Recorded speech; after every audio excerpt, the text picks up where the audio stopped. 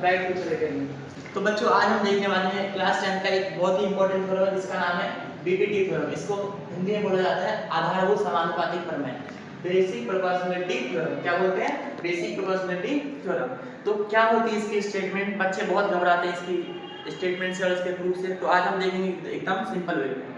तो चलिए क्या होती है इसकी स्टेटमेंट वो देखते हैं और आगे प्रूफ स्टार्ट करते हैं। बच्चों देखते हैं आज पहले सबसे पहले बीपीटी थ्योरम की स्टेटमेंट कैसे होती है, ठीक है? तो इसकी स्टेटमेंट इस टाइप से होती है, when a line drawn parallel to one side then point of intersection of this line with other two sides divides this side in same ratio। इसका मतलब क्या हुआ कि अगर हम एक ट्रायंगल में किसी भी लाइन के पैरेलल में एक लाइन अगर ड्रॉ कर रहे और वो लाइन क्या करती है, इस पॉइंट ऑफ इंटरसेक्शन को अगर कंसीडर करें तो इसका और इसका रेशियो आपस में बराबर आता है। ये हमें बीपीटी थ्योरम बताती है, ठीक है? तो इसको हिंदी में एक बार देख लेते हैं। यदि किसी त्रिभुज में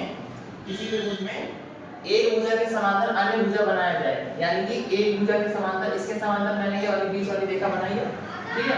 तो यह रेखा अन्य दोनों भुजाओं को समान अनुपात में विभाजित करती है, ठीक है? इसका मतलब क्या होगा, ये वाली जो रेखा होगी इसको और इसको समान अनुपात में विभाजित करेगी। मतलब अगर मैं इसकी लंबाई a मान लूं, इसकी लंबाई b मान लूं, इसकी c और इसकी d मान लूं, तो बीपीटी थ्योरम के अकॉर्डिंग a/b c और d के बराबर होना चाहिए और इसी का हमें प्रूफ देखना है, ठीक है?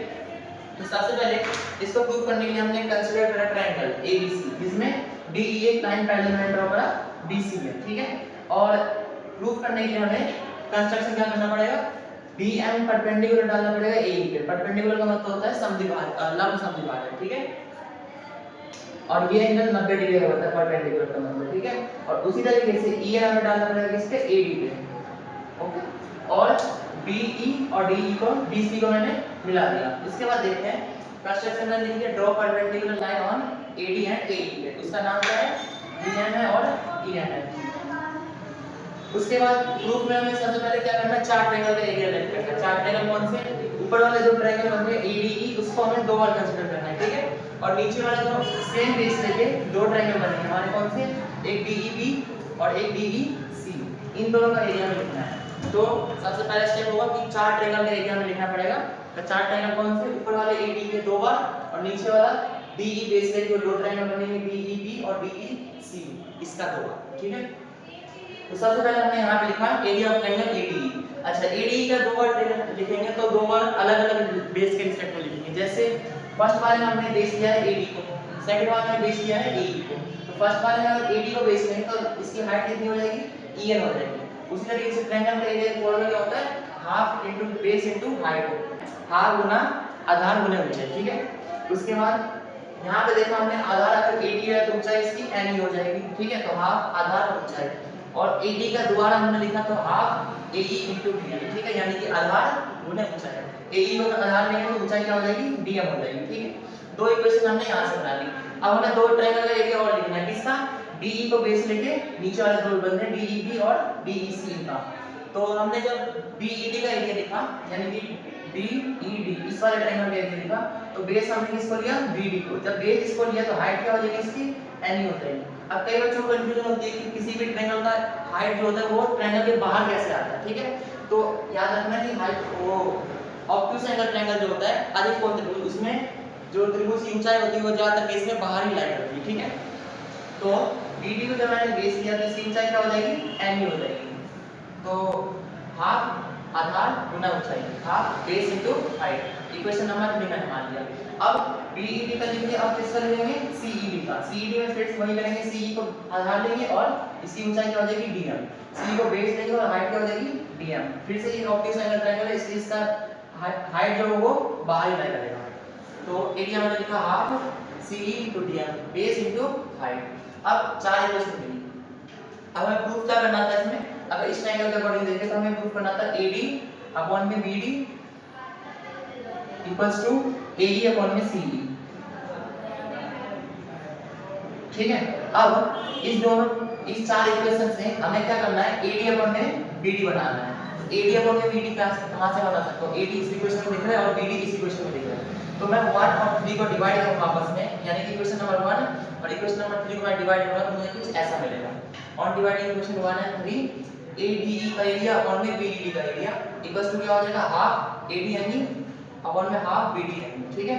तो तो एनी से एनी कट जाएगा, हाफ से हाफ कैंसिल और BD ये आ गया।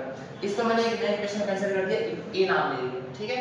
उसी तरीके से मुझे और दूसरा क्या बनाना है, AE और CE। तो AE यहाँ पे है और CE यहाँ पे है, तो ये इक्वेशन नंबर 2 और 4 से बनेगा, ठीक है। तो इक्वेशन नंबर 2 और 4 को जब मैंने डिवाइड करा तो सेम वही सी हाफ से हाफ कट गया, DM से DM कट गया, यहाँ पे DM कॉमन का मान है, ठीक है।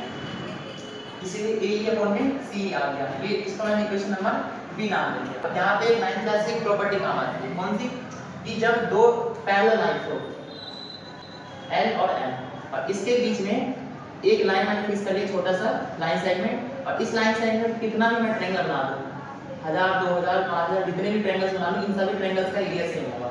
बस कंडीशन क्या है, इसकी बेस सेम होनी चाहिए और ये दोनों ट्रायंगल जो जितने भी ट्रायंगल्स बनाएंगे वो सेम पैरेलल लाइन के बीच में शिफ्ट होनी चाहिए, ठीक है।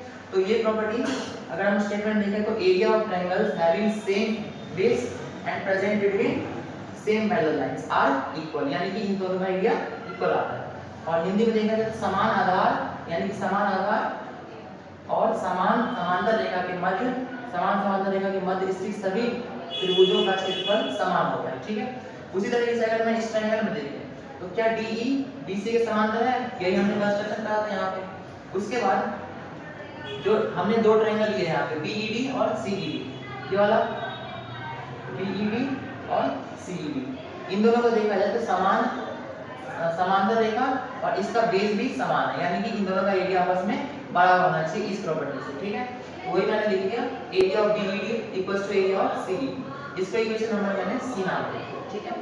अब मैं B और C से क्या ये बोल सकता हूँ कि B को अगर मैं कॉपी करना चाहूँ तो AD अपॉन में CED था, तो AD अपॉन में CED की जगह क्या मैं BED लिख सकता हूँ, क्योंकि ये दोनों आपस में बराबर है। बस मैंने यही थोड़ा सा स्टेप करा है कॉपी करते रहते, ठीक है।